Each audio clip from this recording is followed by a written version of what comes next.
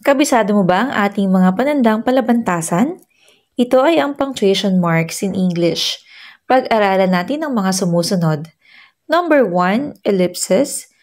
Ito ay ang tatlong tuldok. Sa Filipino, ito ay ellipsis. Number 2, dash. Mas mahaba ito kaysa sa hyphen. Sa Tagalog, ito ay gatlang.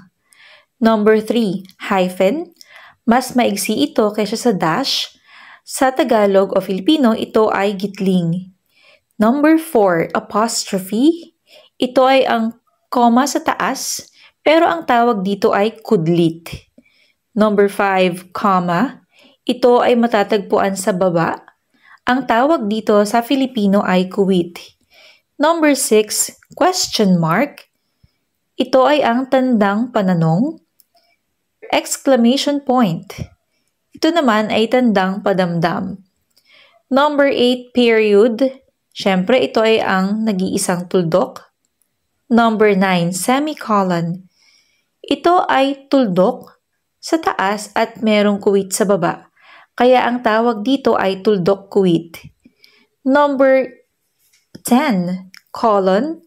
Ito ay dalawang tuldok, isa sa taas at isa sa baba. Ang tawag dito ay tutuldok. Number 11, parenthesis. Ito ay panaklong. Ano naman sa Filipino ang quotation mark? Type your answer in the comment section. Bye!